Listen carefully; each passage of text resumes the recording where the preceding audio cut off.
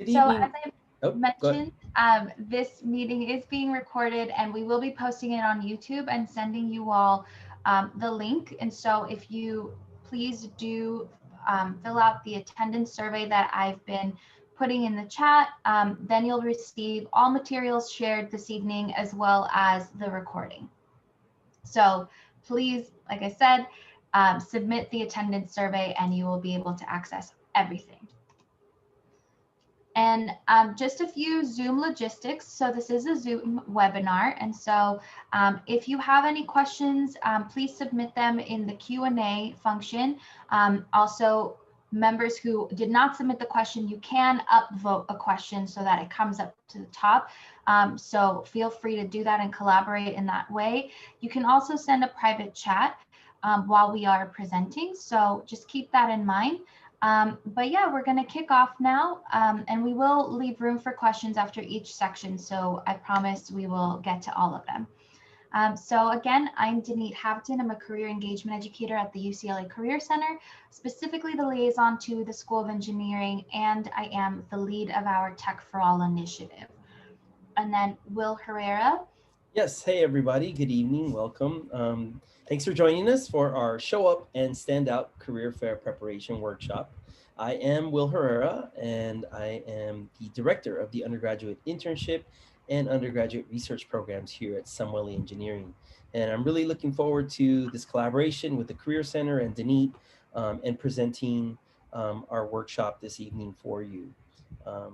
There are several career fairs that are coming up, some as early as this week, and then the big one hosted by the Career Center next week. So welcome.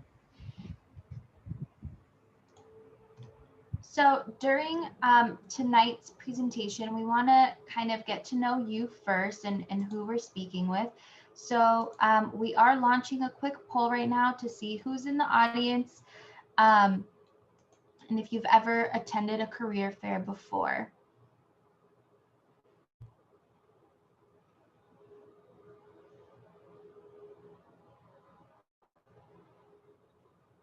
Awesome. We're at about 92% completed on the poll. So thank you so much.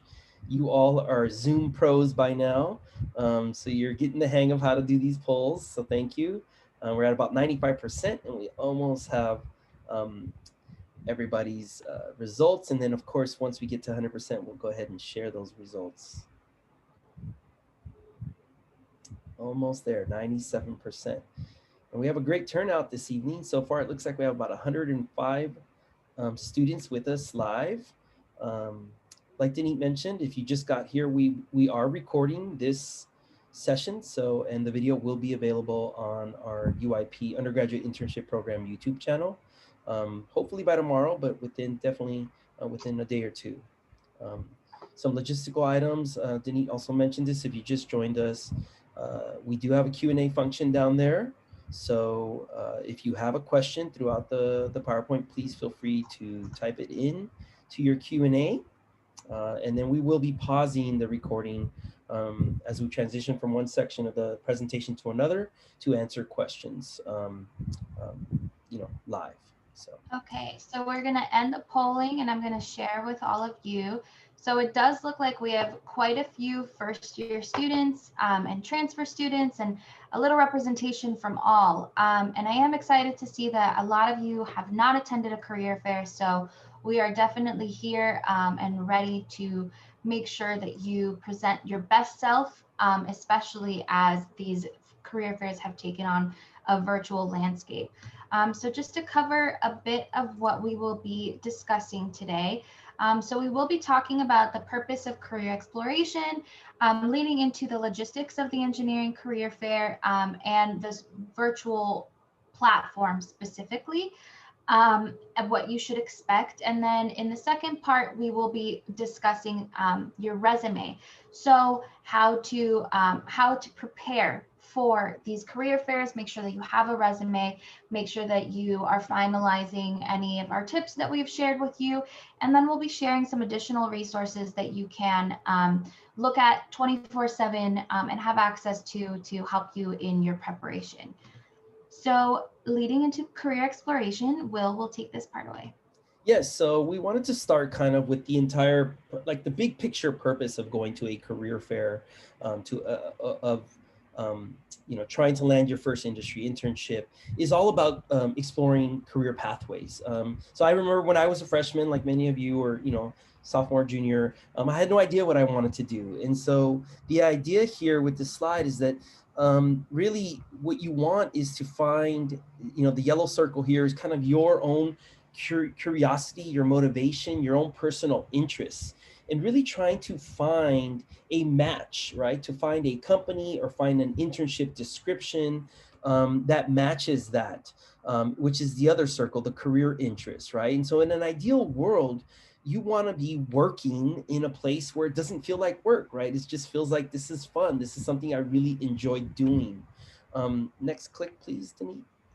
So the idea here is you want to find that overlap, that perfect match, that center point, perfect overlap between your own personal innate curiosity, your motivation, things that you value, things that you're really interested in, and a company, a career path, a job, an internship that overlaps nicely with that. Next slide, please, Denise. There is a principle that I'd like to introduce called Ecoguy, where it's basically all about the same thing. It's about aligning your personality, your interests, your skills, and your value. And what you see here are four concentric circles, right, overlapping like in a Venn diagram. And the circle at the top is what you love. And when you find work or an internship that you love to do, and it's something that overlaps with what the world needs, right? Something, a problem that humanity needs to solve, right? And that's what engineers do, is solve problems. When those two circles overlap, you see a mission. And then when what the world needs overlaps at what a company will pay you to do, right? There's somebody actually values the work and says, I will pay you $100,000 to do this job and solve this problem. That's called a vocation, right? The overlap between what the world needs and what you can get paid to do. And then the overlap between what you can get paid to do and what you're naturally good at, right? Like some of us have these natural skills that we just like to do and we do it well. That's called a profession. And then, of course, the last overlap is what you're good at and what you love to do. And some people call that passion. So, what we're encouraging from both Career Center and the undergraduate internship program, we encourage especially those young students who still haven't figured this out, is to continue. You're on this search for this Ikigai, that perfect central point that where you cover all four of the circles. Next click, please, Denise. So some people call yes, some people call what you love your interests, what the world needs, your skills, what you can get paid to do, your values, and what you're naturally good at, part of your personality. And so all four of these things is what career exploration is all about. And I kid with students all the time, and I'm 44 years old and I'm mid-career, right? I've been working for 20 something years. And I still feel like I'm searching for my Ikigai, right? But I definitely love the work I do. And this is a moving target, it definitely, I thought differently when I was 19 than I do now. We just don't know what we don't know. And it's not until we explore and try new things and try new companies and new positions that we start seeing things like, oh, cool, that sounds interesting. And you just kind of follow your natural instincts and your natural interests, and you will eventually find that perfect position. And that might change over time, and that's quite all right. All right, so what we're getting at here, obviously, one of the best ways to search and explore is to go to these career fairs. And so our big career fair that the Career Center is hosting is on October 21st. There are over 50 plus employers that are going to be coming. Um, you can register for it on Handshake if you haven't already done so. So there's a screenshot there of Handshake, and you log in, you go into events, right? And you look for the career fair, and you can RSVP there. And then you also want to set up one-on-one appointments on our virtual platform, which we'll be talking about in a couple slides. So next slide, please. So what are some realistic goals, especially for first timers, right? It can be a very overwhelming experience. And so the realistic goals for a first timer is really to practice talking to a recruiter, practice getting comfortable. The first time you shake a recruiter's hand or your first interview, you're really nervous. There's a lot of butterflies, right? You've never done this before. And it's like any skill, the more you practice, the better you'll get at it.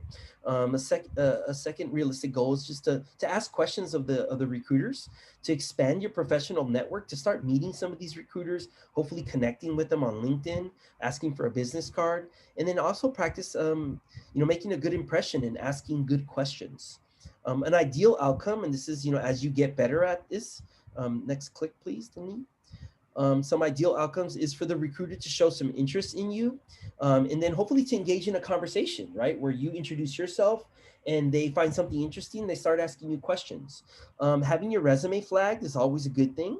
And these recruiters are going to be talking to a lot of people, maybe 50 to 75 students, and so they're going to have to flag those resumes to try and remember at the end of the evening, when they're reviewing all the resumes, the stack, to say, okay, who did I talk to? Who do I remember? And so flagging, getting your resume flagged is usually a good indicator that you've done well. Connecting with the recruiter, like I mentioned, is another great outcome. And of course, the ultimate outcome, what everybody wants, is to get interviewed for an internship position. But again, that is an ideal outcome for a first timer.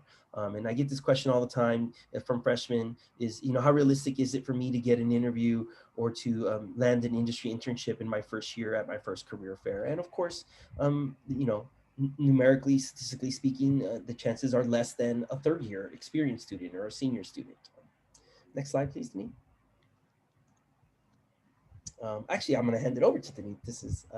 She's going to talk about prepping for the virtual fair. Yes. So right before I do that, we did get a question about how do we know if our resume has been flagged.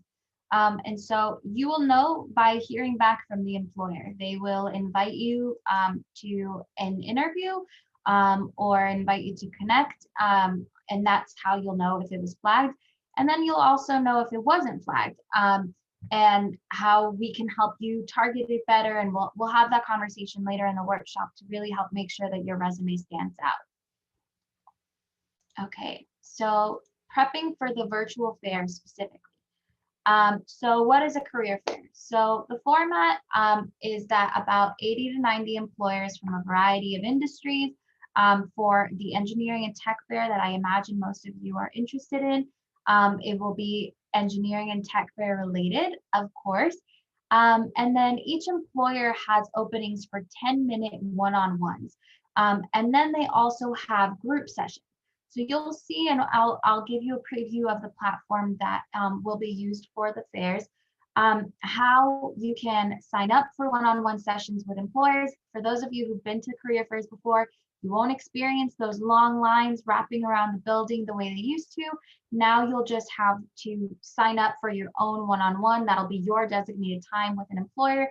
You'll be able to decide when to meet with one employer, and then you can schedule yourself for another employer. It will hopefully help you out with meeting as many as possible and making the most of your time.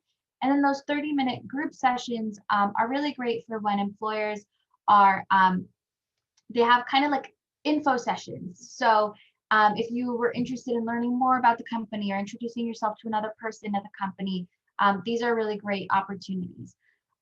So meeting with employers one-on-one, as I'm sure you all know, can give you a competitive edge because they are more familiar with you. So when you are approaching them, you want to make sure that you learn more about the company. You want to show that you've done your research. You want to show that you very purposefully chose to speak with them and why. The more that you know and the more targeted that your response is, the more they feel that you are ready and they appreciate that you're prepared. So before the career fair, how to prepare, you can research the participating companies and organizations. So on Handshake, when you are looking at the virtual fair platform, you will be able to see what employers are signed up to attend the career fair. You'll also be able to see it on Hire. And through both of them, you'll be able to tell what the companies are. You can find their websites. You can do a little more research. You can find out if they have current job listings posted that you might be interested in. And then you'll want to prepare your elevator pitch, which we will help you do. Ensure you have professional attire. So even though it's virtual, they can still see you. And I'm sure that you've all seen those accidents when people didn't realize that their bottom half was in the shot. So definitely do keep that in mind. Make sure that you know where your shot ends and where it starts, and do dress to impress. We always say dress for the job you want, not the job that you have. So come ready to impress. And then, so for preparing copies of your resume, you'll see on the Hire platform that you will upload it to your profile. Again, I will give you a tour of this a little bit later, but you'll want to make sure that you have your resume uploaded in advance so that it's easier for the employer to see it when they're meeting with you. And then also you will be able to drop it for the employer if you're not able to see them, for example. Prepare questions to ask the recruiters. Like I said, have them be informed. Make sure that you're doing your research, that you have very specific, catered questions to each one so that it shows that you aren't just ticking another box, but that you very specifically chose to speak with this employer. So I do want to, before I get to the Q&A, and I will get to them, I promise, we do have several platforms, two specifically, that we are using for upcoming fairs. For the employer resume day, they will be on Handshake. This is actually incorrect. So on Handshake. So employer resume day is the Monday before the fair, where employers will be reviewing your resume and giving you feedback so that you have time to edit your resume if you need to before the career fairs. And then computer science night is on the 20th, and the ENT fair is on the 21st, and both of those will be on Hire. So I will go into the video, but first I just want to make sure, okay, so can we only upload one resume or be able to prepare customized resumes? So that is a great question, and one that I hope this video will help answer. Just in case if you're not able to, I would recommend picking one that is geared towards as many companies as possible. And then I do believe that you're able to drop resumes for each one. So you might be able to pick a specific resume that you take for each profile. And it'll make more sense when I show you the video. Also, if the audio is not great on your end, just know you don't really need the audio for this. There's no wording, it's just music. It's all visual. So I hope that this helps. So I'm going to quickly stop sharing my screen so that I can share the video itself.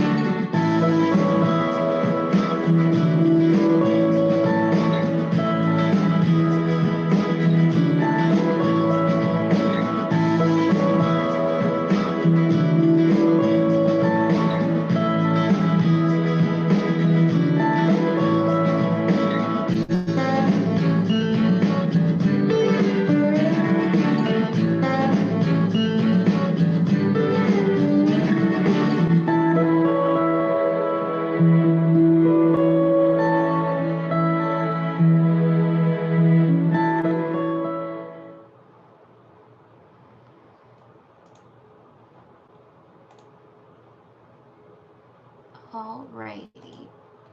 So can you all see my PowerPoint again? Yes. Okay, great. So I did see quite a few questions come through. And so FYI, yes, there will be a recording. And so if you submit your survey, which I've sent in the chat, then you will be able to receive all the materials covered tonight, including a recording. And then can we only set up our profile once, or can we edit it later? Of course you can edit it. Just like any platform, you will be able to edit it. And I encourage you to continue checking in as employers are still posting sessions. So if you're not seeing more one-on-one sessions with a certain employer that you're interested in talking to, do keep checking. And you will be able to sign up for sessions even the day of the event. So keep that in mind, but definitely it's going to be first come, first serve. As you saw, if you're not able to have a one-on-one slot, you are able to drop your resume for a specific employer to see.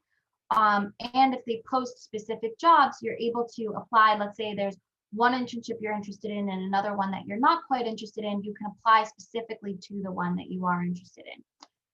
So if there are any more questions about the platform itself, I'm very happy to answer. Okay, can I have the hire tutorial video link? Yes, absolutely. Will, do you mind dropping that in the chat? Yes, I will. It is posted on YouTube, but I will drop the chat, the URL in the chat. Thank you. And again, it will be in the recording and in the materials that we send. Is the employer resume review an event we have to register for on Handshake, or is that part of the career fair? It is an event that you register for on Handshake. So if you go on to Handshake and then under events, you look at career fairs, then you will find employer resume day. Just today, it opened up for student registration. So you are able to start signing up for one-on-one slots with employers now. How many spots will each company have? So that really depends on the company. They are able to have as many recruiters as they want, and they might decide to stagger their schedules. They might decide to have 10 at a time. So it really depends on the company itself and how many slots they make available. What does a okay, so we will definitely cover an elevator pitch later in the presentation. And then I think there was also a resume question, and we will cover that later in the presentation as well. So when I mention logging on to doing your research, so you want to log on to Handshake to see, like I mentioned, who's participating.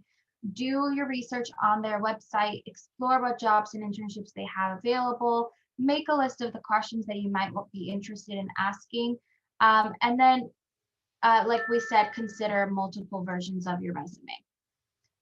This can be a helpful tool in organizing yourself. It's similar to just any kind of spreadsheet that you might make. So kind of helps you keep track of your schedule and things like that. Okay, let me see. So how quickly will we be able to get the resources from this presentation? Our goal is to hopefully send them to you by tomorrow. Hey, Denise, sorry to interrupt. I can answer most of these questions while you present. So yeah, don't Perfect. feel free to keep going. I'll do as many of the questions, and I'll leave the ones that we should that we can answer live at the end of the section. Perfect. Thank you so much, Will. And my Slack is going crazy and I can't figure out how to mute it. Okay, so questions that you can ask recruiters. How do students get started in this field? How does your recruiting process look like? Will there be multiple steps, or is there a technical interview? Things like that. What kind of training or experiences would set me ahead in this field? So this is a great opportunity for you to also get some insider knowledge on how to propel your own career. What do you like about working for this company? Would you be willing to share your contact information so I may follow up? This is definitely a question you want to ask recruiters. Sometimes they are more willing to answer, to give information than others. But if you are, then following them, a lot of times they post on LinkedIn different jobs or different tips they might have. So these are great for you to keep an eye on. Don't ask for information that you can easily access or learn about from the employer's website. this is a number one indicator that you didn't do your research. And so definitely keep that in mind so that you look as prepared as possible. For international students, do consider US work authorization and CPT versus OPT. So there is a way to filter employers on Handshake. And so you can filter to see which attending will or will not require US work authorization. And then you can research and understand the CPT and OPT process. Of course, for international students, the DASHU Center is available for more information. So if you have very specific questions, I highly recommend that you go to the DASHU Center. Like I mentioned before, professional attire. You want to make sure that you look good, especially from the waist up, but also in case you get up to get water, you don't want to show them that you're wearing shorts or pajama pants. I know that this is a whole new world, but just keep that in mind.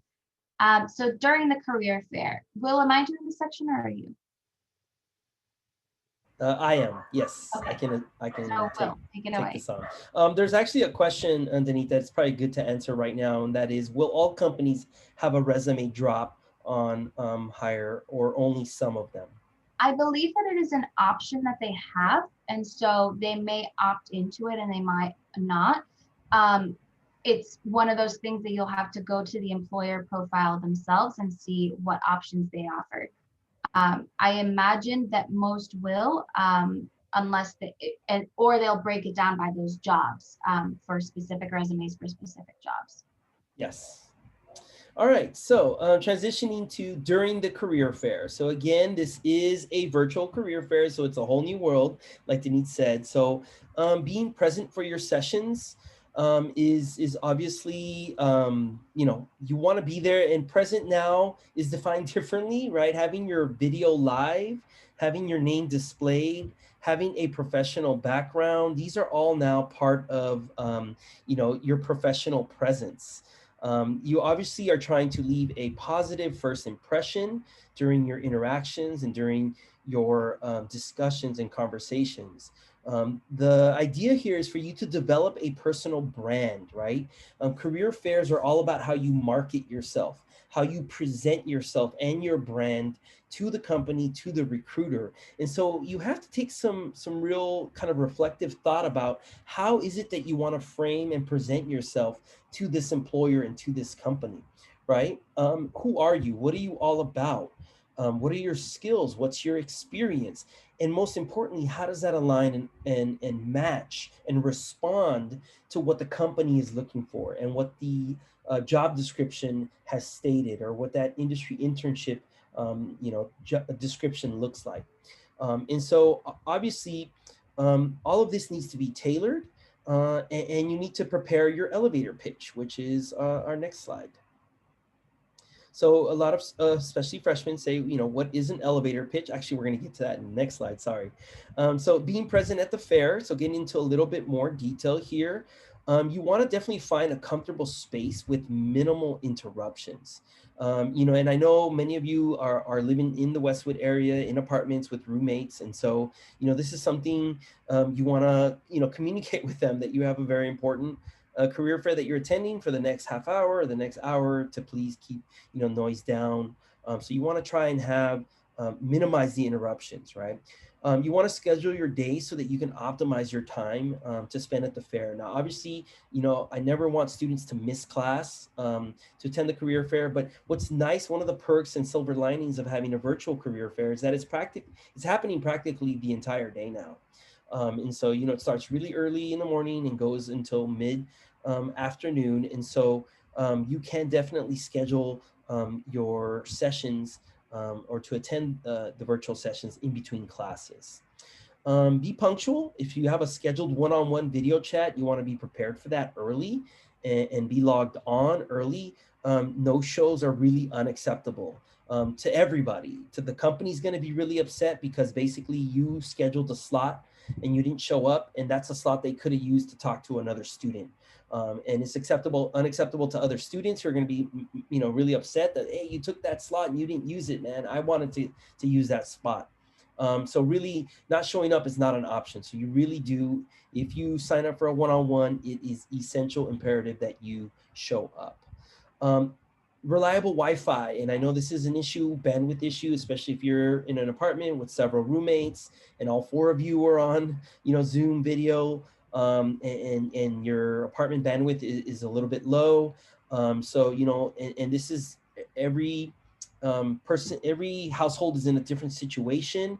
Hopefully, you're in a position where you can up the bandwidth and maybe call your internet company if you're in classes and you can't, your video doesn't work or your sound comes in and out. So try and address that beforehand. You don't want to be in these kind of high stakes, short conversations where you just can't communicate because of the Wi-Fi. So, try and upgrade if possible. Um, um, Charge and monitor your device's battery power beforehand, right? You don't want to drop a call or a Zoom in the middle of a session because your power or your battery's low. So these are all things you can prepare in advance. Preparing your materials, your elevator pitch is critical, and we're going to get into that in the next slide. Having your resume prepared. And in many of these situations, you will be able to share your screen so you can share your resume in case they haven't received your resume in the resume drop.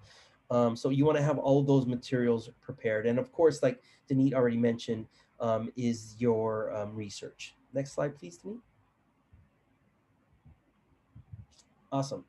So leaving a positive first impression, right? So there are the unspoken attributes, your facial expression. So that's why having a live video where they can see your face is critical to this virtual experience, right? You don't just want to have a talking head like a black screen. Like if I were to stop my video and you just see my face there, my picture, and just hear my voice. You definitely want to be able to smile, right? They can see you, they can see your facial expressions.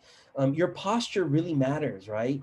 And some students kind of forget about this and they're kind of slouching back in their chair like this, or they're sitting there like this. You definitely want to, just like you would be in an in-person conversation interview setting, you want to have the appropriate posture, looking straight into the camera, making good eye contact.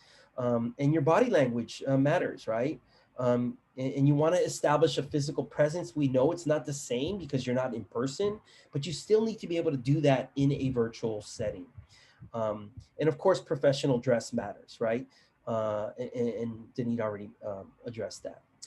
Verbalizing your attributes, right? So making sure that you're responding to them as they're speaking, nodding, smiling, right? I do a lot of thumbs up on my videos now. The tone in which you're speaking shows how interested you are or how bored you are. If you're in this monotone, like the, right? They're gonna tell you're not into it, that you're not excited, that you're not eager to talk to them. So your volume, your pace of your speech, your professional language, proper grammar, obviously, and of course the content that you're speaking about in your elevator pitch, and in the questions that you're bringing to the conversation. These are all things that are even more essential in a virtual setting because your voice and what they see on the screen is all they get, right? They don't have you in person. Um, Next slide, please, Denise. All right, good. Your personal brand. We mentioned this earlier. It's all about what image and what reputation you're trying to portray, right? Who are you? Now, remember, they're going to talk to between 50 and 100 students throughout the entire day. You're trying to obviously have a unique presence and have, you want them to remember you out of the 50 other students that they met that day.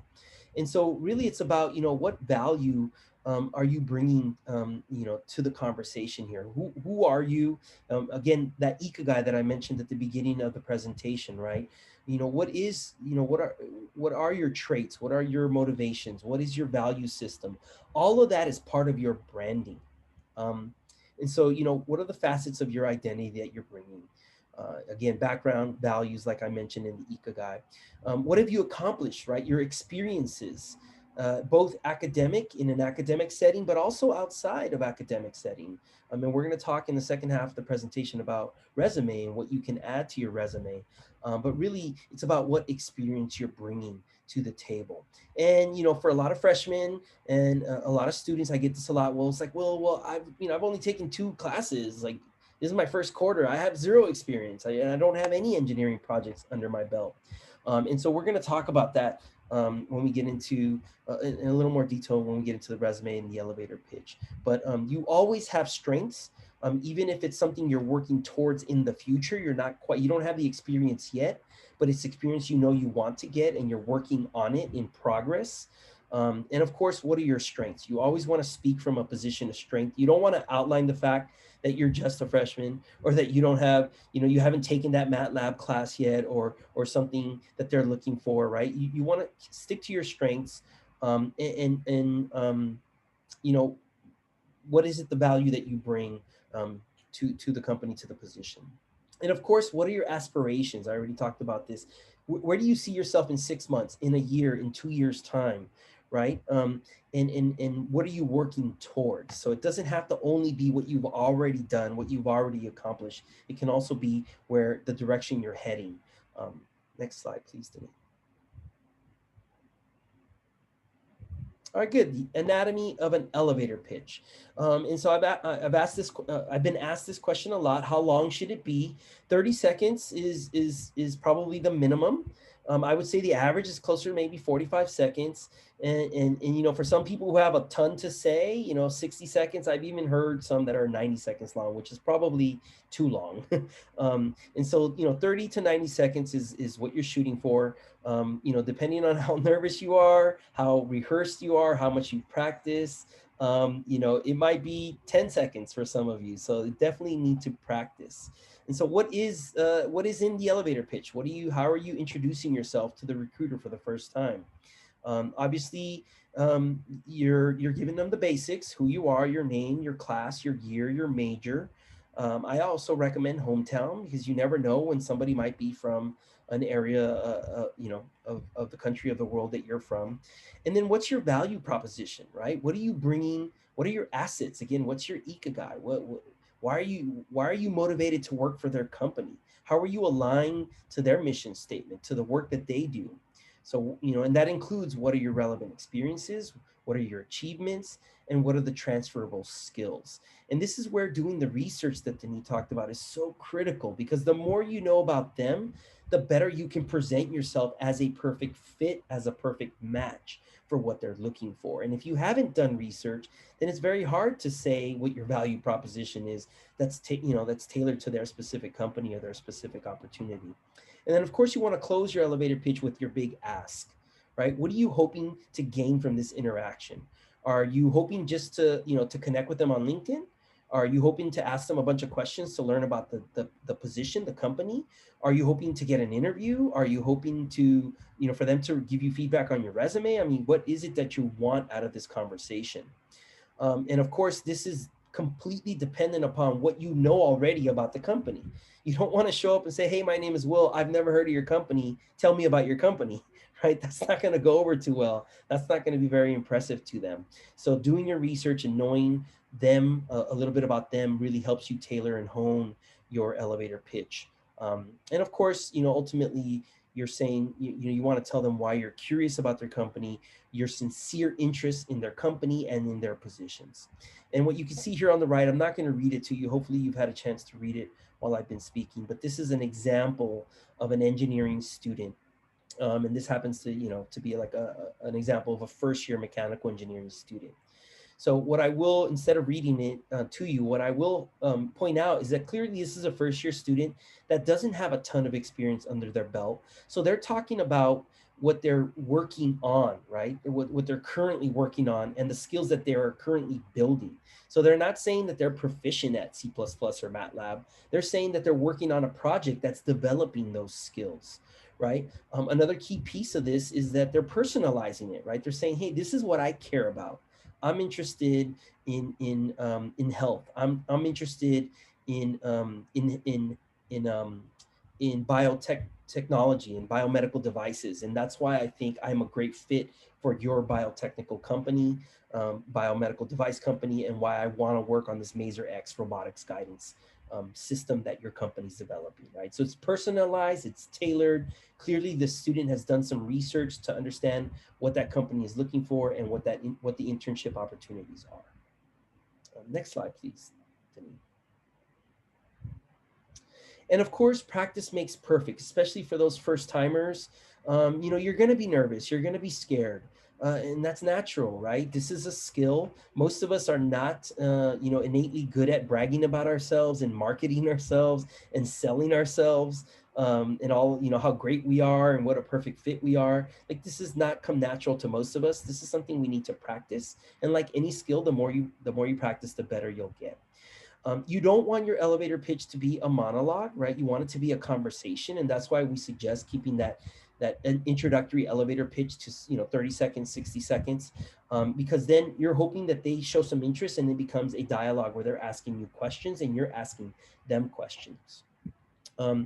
You obviously want to integrate your personal brand and who you are and what you're all about into the elevator pitch. And that takes practice. So you should not have the same identical elevator pitch for company, for Boeing as you do for, Aerospace Corp, because they're probably looking for different skills and they probably have different internship opportunities. And so you have to do your research and be able to tailor those. And there's certain little things you want to say in that elevator pitch that really is going to hit home with them, right? They're going to see like, oh, this student really knows what we're looking for and they've tailored this to us.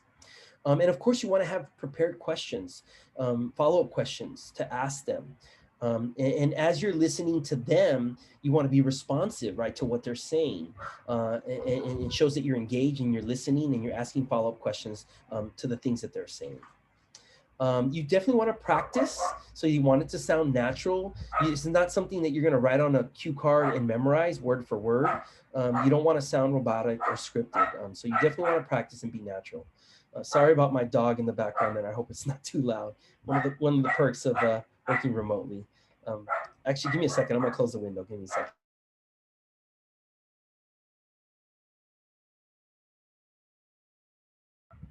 Okay, hopefully that's a little bit better. Sorry about that. Okay, so and at the end of your conversation, your elevator pitch, no matter how the conversation goes, you want to make sure that you ask to connect with them. What is their contact information? Whether it's an email, a business card, a LinkedIn account, some way for you to stay in touch with them, to grow and build your professional network. And of course, in the in the virtual sessions or the group sessions, you want to be taking notes, and that should be informing some of the questions you might want to ask them during your one-on-one piece, virtual session.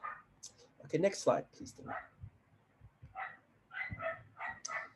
So after the career fair, we get this question a lot. You definitely want to follow through with any next steps or instructions that the recruiter has given you. So for example, if they say, oh, you sound like a great candidate, please make sure to complete the application, or I'd love to see your resume. Can you please email me your resume? So anything they ask you to do, you want to get that done pretty quickly. You want to turn it around, hopefully within a day, at most within 2 days. You want to follow up with the recruiter and email them, right? You hopefully got that contact information. If they told you to connect with them on LinkedIn, make sure you send that within 24 hours, right? And then you want to update them on your application process. If they told you to complete the online application or to go onto their online system and upload a certain document, or a cover letter or a writing sample, whatever it is they ask you to do, you want to make sure you do it. And then you connect with them within 24 hours telling them, hey, thanks for the tips, I've completed, what are the next steps, or just updating you on my progress. Check handshake. Some of these companies are here for more than one day. They're not just here for the career fair. They have maybe an info session the next evening, or they've set up interview blocks for the next day, or the day before they're having an info session. So definitely be on handshake and be aware of what other events they're hosting on campus. Most of these companies, again, not on campus, virtually, most of these companies are coming and they're investing 1, 2, 3, up to 4 days of time. So they know they're not just here for the career fair. And then, of course, if things go well with the conversation, you want to start preparing for that interview because that's the ultimate goal, of course, of attending these career fairs. And there are some mock interview resources. We'll cover this at the end of the presentation um, on Handshake. And of course, you need to send a thank you email, right? And so you can read the email there. There's a sample.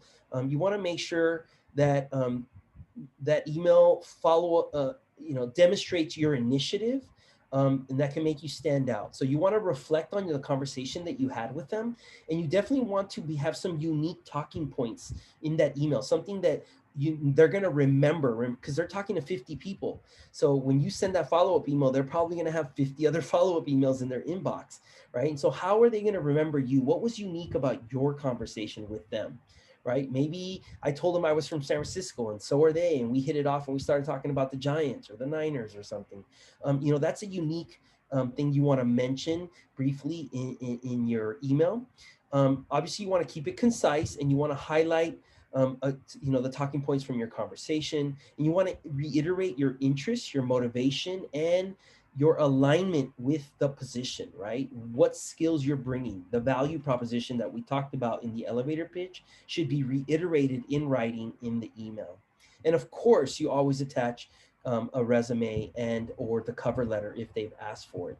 In many cases, the cover letter is kind of the email, although a cover letter is typically much longer than a concise email. And so you can take some of like the essential components of the cover letter and put them in your email. And then your cover letter is your long version that you can attach to the email. Next slide, please. All right, I think this is a good time to pause. I'm going to stop the recording so that we can take some questions.